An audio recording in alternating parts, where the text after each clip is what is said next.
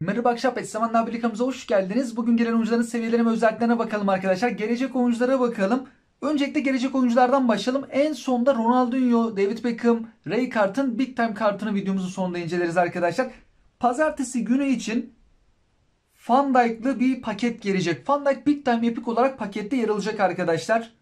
Oyun kurucu olarak karşımızda bu pakette iki tane daha Showtime futbolcu var. Onlardan bir tanesi Bellingham, 106 seviyeye kadar çıkması bekleniyor kartı. Henüz daha seviyeler özellikleri de sızmadı. Pazar günkü videomuzda sızarlarsa EFUP da bazen erkenden açıklayabiliyor arkadaşlar. Pazar günkü videomuzda inceleyebiliriz. Bir diğer Showtime futbolcu da orkestra şefi oyun tarzına sahip De Jong. Stoperde dahi kendisini kullanabiliyoruz. Pakette yer alan diğer renkli kartlarda bu isimler. Showtime paket böyle gelecek. Ayrıca bir de genç oyuncular açıklandı arkadaşlar. Kenan Yıldız da var burada. Örneğin Gravenberg 22 yaşında. 22'den büyük yok galiba. Ben böyle birkaç tane 23 de varmış. Tim o zaman 23'ten büyük yoktur arkadaşlar. Ben birkaç tane baktığımda hep 22 de görmüştüm. Maksimum 23 o zaman. 19 yaşında da isim vardı. Burada Nicholas Jackson 23 yaşında. 22 yaşında. Nico Williams 22. Kenan Yıldız burada düşük yaştakilerden. Endrick'e bakalım. O da 18 yaşında. Garnacho 20 yaşında. Kenan Yıldız 19. Stoper futbolcumuz 21 yaşında. Böyle bir genç oyunculardan oluşan bayağı oyuncunun yer aldığı paket de var arkadaşlar. Büyük ihtimalle bu da pazartesi günü gelebilir. E-futbol parasıyla açılım şeklinde. Ama burada seviyeler tabii şu an açıklanmadı. Pots şeklinde de gelmedi. İtalya Ligi Pots bekleniyordu, gelmedi. Fransa Ligi Pots gelmedi. Ekonomi buna döndü arkadaşlar. Bugün gelen Brezilya Ligi, Japon Ligi ile alakalı Showtime futbolcular, Player of the Week futbolculara bakalım. Messi, yorumlarda bir arkadaşımız sormuştu. Beckenbauer menajeriyle 102'ye kadar çıkıyor mu? Ben de denedim. Çıkıyor arkadaşlar. Şu an menajerimiz Luis Roman. Luis Roman da 101. Menajer değiştirelim. Amorim ile 101. Inzaghi ile 101. Şimdi Okan Buruk 89'luk bir menajer, 101. Burada Cruyff var, 101. Spalletti 101. Kluivert 101. Rudi Garcia 102. Beckenbauer 500 futbol parasına satılan menajerle de 102 seviyeye kadar çıkmakta. Beckenbauer menajeri hücum futbolcuların seviyelerini arttırdığı için Messi de işe yaradı. Messi'nin bu kartında yaşına göre hızı yine iyi oldu. Tabi oyun için düşük ama Messi'nin yaşına göre 38 yaşına girdi hatta arkadaşlar. Konami bazı kartlarında düşük yapıyordu. Sol taraftaki birçok özelliği her kartında olduğu gibi yüksek. Kaleci Kurta 100 seviyeli. Yine diğer kartlarında olduğu gibi dün de bakmıştık ya arkadaşlar. Yakalama hep diğerlerinden düşük oluyor. Çok benzer bir kart yine. Daha önce gelen kartlarına. Burada stoperimiz 98'e kadar çıkıyor. Tabi menajerimiz Beckenbauer menajeri. Mesela L Roman'a geçsek 97 seviye. Boyu ama uzun değil. Bu pakette de stoper oyuncuları kısaydı. Burada bir başka stoperimiz 1.82 boyunda. Öyle çok yüksek seviyesi yok arkadaşlar. Defansif orta saha 96. Savunmada bazı iyi olduğu taraflar var. Bazı özellikleri 80'in üzerinde. Jesus 1.80 boyunda fırsatçı golcü. Bitiriciliği 88. Kafa vuruşu 81. Öyle uzun boylu bir isim de değil ama seviyesi düşük bu isimlerin. Kulüpler Dünya Kupası'nda böyle bir sıkıntı var. 96'lık bir başka santrafor futbolcusu. Barrios'ta güçlendirici var. Paketin yüksek seviyeli isimlerinden bir tanesi. 100 seviyeye kadar çıkıyor. Birçok özelliği 80'in üzerinde. Top kontrolü, pası, savunmada bazı özellikleri, hız hızlanmada 90 diyebiliriz arkadaşlar. Hatta menajer değiştirsek iki güçlendiricili bazı menajerlerde 101 olur mu diye de baktık, olmadı. Yine 100 seviye. Ofansif orta saha futbolcumuz düşük seviyeli. Şu an iki güçlendiricili menajerimiz 96. Beckenbauer'de 96. Luis Roman da 88'e düşmeden bile düştü, 95. Sol açık 99. Bir Beckenbauer yapsak mesela 100 olmadı arkadaşlar. Top kontrolü iyi. Hızı da 88-93. Bitiriciliği 82. Pası 83. Fazlası 91. Ve milli futbolcumuz Kenan Yıldız. Luis Roman'ı alsak düşecek mi seviyesi? 100 seviye. Güçlenmesi çalışmadığında 98'e düşecek. Hız hızlanma 91-90. Top kontrolü oralar güzel. Bitiriciliği daha yüksek olmalıydı.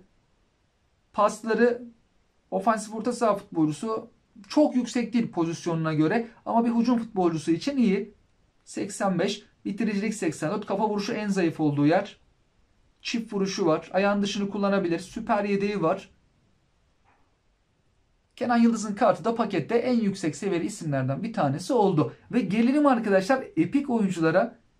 O PES zamanındaki kart tasarımlarıyla gelen kartlar burada Adriano 106 seviyeye kadar çıkıyor. Şu an menajerimiz Luis Roman. Golcü içgüdüsü bastığımızda 105. Hatta şeyi deneyelim arkadaşlar. Şutta yine 105. Menajeri değiştiriyorum. Inzaghi yaptım. Golcü içgüdüsü yaptığımda 106. Amorim'le olmadı ama. Beckenbauer menajeriyle oluyor arkadaşlar. Hatta 89'a çıkarmamız lazım. Inzaghi ve Beckenbauer'de olmakta. Spalletti ile olmadı. Rudi Garcia'la oldu. Cruyff'la olmadı. Okan Buruk'la olmadı. Kluivert'a bakmadıysak Kluivert'la da olmadı. Şimdi buradan Beckenbauer menajerine geçsek arkadaşlar. Otomatik basımdaki özellikleri boy 1.90 diyebiliriz. 1.89. Fırsatçı golcü. Eskiden fırsatçı golcü gelmediği kartları vardı. Kurnazdı. PES zamanında oyun tarzı belki olmayan bir kartı bile gelmiş olabilir. Öyle de bir durum vardı. Bazı oyuncularda şey yoktu. Pozisyon oyun tarzı yoktu arkadaşlar. Sanki PES'te öyle bir kartı vardı Adriano'nun. Oyun tarzı hiç yoktu. Şimdi bu kartında hız 93, hızlanma 97, şut gücü 99, sıçrama 87, fiziksel temas 89, denge 75, ofansif farkındalığı 93, top kontrolü, top sürme, fizikli bir isim, güçlü bir isim, ona göre iyi. Oralar çok düşük değil. Bitiriciliği 96, kafa vuruşu daha da iyi olabilirdi. Falsosu 85. 106 seviye. Mesela şu kıvraklıktan 2 tane alsak, hava gücünü biraz daha arttırsak yine 106. Sıçraması, fiziksel teması ve kafa vuruşu biraz daha geliştirilmiş oldu. Güzel bir kart. Füze yollayacak kaleye. Canla başla bitirişi de var. İnşallah açılım yapacak arkadaşlarımız bu kartı çıkarırlar. Nostalji bir kart oldu. PES için çok özel futbolculardan bir tanesi. PES'in en iyi oyunlarından bir tanesinin kapağında ve oyununda etkili bir isimdi Adriano. O prime zamanı çok kısa oldu. İbrahimovic'le de aynı takımda oynamışlığı var. O zaman ekran karşısında maçlarını izliyorduk arkadaşlar. Ben Adriano'yu daha çok severdim İbrahimovic'le kıyasladığımızda o zamanlar. Adriano'nun daha çok başarılı olmasını isterdim. Babasının vefatından dolayı bir belgesel izlemiştim. Hani babasının vefatı onu çok kötü etkiledi yönünde. Yoksa o prime zamanda harikaydı. Sinirlerine hakim olamadı. Oyuncu yumruklamışlığı, tekmelemişliği de var yani. Sinirlerine artık hakim olamıyordu. Avrupa'dan Brezilya'ya gitti. Sonra da futbolu bıraktı. En son böyle bir suç çeteleriyle falan sanki fotoğrafları da paylaşıyordu. Çete lideri falan olmamıştır umarız. Şimdi Piqué'ye baktığımızda defans bastığımızda 104 arkadaşlar. Luis Roman'da da 104 müydü? Şöyle bir indiriyorum 88'e. Evet. Pique 104. Öyle çok yüksek seviye olmadı. Defansif özellikleri harika. Boy uzun 1.94. Oyun kurucu. Bir stoper için pası iyi. 80 alçaktan pası var. Yüksekten pası 74. Pique normalde kafa vuruşuyla bayağı gol atan bir isim. Barcelona takımı galip gelemediğinde beraberlik ya da yenilgi durumunda Pique'yi ileri yollardı. Uzun top atabilir, duran toplarda iş yapabiliyordu. Uzun boylu santraforlarda genel olarak olmadığı için Pique o anlamda bir ileri giderdi. Barcelona'nın o en iyi olduğu zamanlarda bile Guardiola filan Pique'yi ileri yollardı santrafor olarak o maçın son dakikalarında. Kafa vuruşu zayıf olmuş ama. Hızı 79, hızlanma 75. Belki birazcık değiştirilebilir. Otomatik basımdaki özellikleri Pique'nin bu şekilde. Fiziksel temas, sıçrama oralarda yüksek, kafa vuruşu zayıf. Batshuayi'ye baktığımızda 105 seviyeye kadar çıkıyor arkadaşlar. Ben birçok şey denedim. 106 yapamadım. Twitter'a da baktım. Birçok şeye baktım. 106 görmedim arkadaşlar. Çok özel bir basımla 106 oluyorsa bir menajerde yine sizlerle paylaşmaya, gönderiler kısmından çalışırım arkadaşlar. Neler gelecek videomuzda da, pazar günkü videomuzda da yine değinmeye çalışırım. Şu an L Roman'la, Luis Roman'la bile 105 seviye. Birçok menajerde ben baktığımda yine 105'ti. Hızlanma, şut gücü 90 ve üzerinde. Denge yüksek. Fiziksel temas 70. Kafa vuruşu, sıçrama en kötü olduğu taraflar. Savunma kötü. Ofansif orta saha olarak geldiği yaratıcı oyun kurucu. Top ayağına yapışır. Öyle top ayağından açmaz. Rahat çalımlar yapar arkadaşlar. Top sürmesi sıkıntılı değil, gayet güzel. Pası da 88-79. Bitiriciliği bir ofansif orta saha için güzel. Santrafor'da, GF'de, ofansif orta sahada kullanabiliriz. Hatta GF'de kullanacaksak 108'lik gizli forvet özelliğine sahip. Kartında 104 yazar ama 108'lik bir gizli forvet gibi oynamakta. Bitiriciliğini yükseltti. Farkındalığı, hızlanma bu şekilde oldu. Oynatacağımız pozisyona göre de değişiklikler yapabiliriz.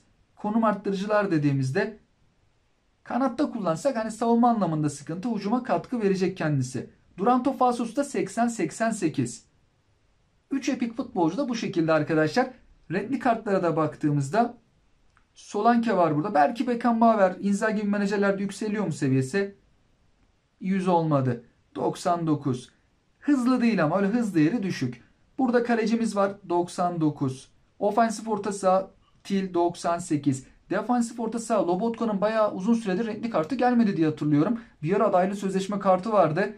2 sene önce miydi acaba? Bayağı zaman geçti ama o kartı güzeldi. Badiashile 98. Sol bek Balde 99. Hızlı bir isim. Göbek futbolcusu Kamara 98. Sağ açık 98. Bu kadar arkadaşlar. Şimdi şeye bakalım. Ronaldinho, David Beckham kartları var ya arkadaşlar. O Big Time kartlara bakalım. Ronaldinho dedik. Şimdi Ronaldinho'nun o kartı, tek bir kartı var değil mi? Yine yanlışlık olmasın. Big Time kartı bu kart arkadaşlar. Güçlendirici yok. 102 seviye. Luis Roman'ı alsak 102 seviye. Otomatik basım, top kontrolü, top sürümü oralar çok iyi. 12 tane basılmış. Hani oradan alıp başka yere de basılabilir. Paslar 80'in üzerinde. Bitiricilik 81. Duran top falso. Hızı çok yüksek değil. 8 basılmış. Belki orada biraz da arttırılabilir. Hızlanma 96. Denge 91. Çift vuruş yoktu. Çift vuruş çıkarmak lazım. Diğer birçok çalım becerisi var. Bir de bir çift vuruşu çıkarırsak daha da etkili bir kart olacaktır. David Beckham'a bakalım. David Beckham. David Beckham'ın Big Time kartı şu karttı. Yine bir yanlışlık olmasın. Şöyle bakayım arkadaşlar. Gelecek kart bu kart. Şu an ücretsiz açmaktan Konami veriyor ama açtırmıyor. 10 Temmuz'u bekleyeceğiz arkadaşlar. 20 tane toplayacağız 10 Temmuz'a kadar. Oyuna 2 günde bir en kötü giriş yapmamız lazım. Yapabiliyorsak her gün giriş yapalım arkadaşlar. Ücretsiz açmaktan 2 günde biri verecek bu paketten. Görevlerden de 11 tane alacağız. 2 tane de etkinlikten. Toplamda 20 tane 10 Temmuz'a kadar kazanabiliyoruz. Oyuna da günlük giriş yapmamız lazım. O 20 taneyi kazanabilmek için. Çünkü eksik olabilir arkadaşlar. David Beckham'ın kartı 1.83 boyunda, 27 yaşındaki hali. Her kartında olduğu gibi paslar çok iyi. Duran top falso çok iyi. Kornerlerin çok tehlikeli adamı. Şut gücü 91. Farkındalık, top sürme falan oralarda yüksek. Hızı da 83. David Beckham'ın yaşına göre kartlarında hız değeri düşmekte. Belki seviye çok yüksek değil. Hızlanması düşük. Fiziksel temas zayıf olduğu taraflar. Sıçrama, kafa vuruşu. Bir diğer isim de Rijkaard. Çok önemli bir isim arkadaşlar. Oyunda birçok kartı iş yapıyor. Gelecek kartı da şu kartta ama yine de bir yanlışlık olmasın. Şöyle bakalım. Evet. Tek Big Time kartı var. 102 seviye. Stoperde, Dosta, Göbek'te birçok yerde kullanabiliyoruz kendisini. Savunma özellikleri, defansif özellikleri bayağı iyi. Boy 1.90, kalıplı fizikli bir isim. Hızı 84, hızlanma 76. Çok yüksek değil, öyle çok düşük de değil. Şut gücü bayağı iyi. Ceza sahası dışından etkili şutlar çekebilir. Sıçrama, fiziksel temas, kafa vuruşu 80 ve üzerinde. Defansif özellikleri iyi olmasına rağmen pasları da güzel. Öyle pasları da kötü değil. Top kontrolü 84. Sık top tutma 82. Hatta stoperde kullanmak istesek bu kartını 102'lik bir stoper gibi oynar diyor EFUP uygulaması. Bu şekilde birazcık düzenleme yaptı. Biz yine kendisini dost yapalım. Menajer değiştirsek mesela 103 Spalletti ile olmadı, Cruyff'la olmadı, Beckenbauer'le olmadı, Rudi Garcia ile olmadı. Şimdi bu pakette kaç oyuncu olacak, kaç tane standart kart olacak onunla ilgili bilgi paylaşılmadı arkadaşlar. Bu kampanyanın üstüne belki yine bir kampanya daha gelebilir. Çünkü 21 Temmuz çok önemli. Konami 30. yıl dönümünü Japonya'da bayağı büyük bir festivalle, konserlerle, etkinliklerle 21 Temmuz'da kutlayacağını açıkladı. 9 farklı dilde canlı yayın yapacağını söyledi. Yeni lisansları duyuracak. Şimdi Bayern Münih'le yollar ayrıldı. Artık büyük bir anlaşma yapması lazım. Artık yeni bir ligle mi anlaşır? Takımlarla mı anlaşır? Bir şey yapsın. Mesela Premier Lig'in haklarını alamıyorlar. Tabi orada EA Sports çok güçlü. İngiliz şirketi. Ama ya bir La Liga'yı alsa bari en azından. Ya da Alman Ligi'ni, şimdi Bayern Münih kaybetti. Oradan birkaç tane takım dahil edebilir. Öyle bir iki kulüp değil de büyük bir lisans anlaşması yapmalı. Çünkü EA Sports oyunu FIFA ile ayrı düştükten sonra Konami ile yakınlaştı. Oyunda da Dünya Kupası etkinlikleri artık Konami'de. FIFA ile ortaklıklar yapıyor.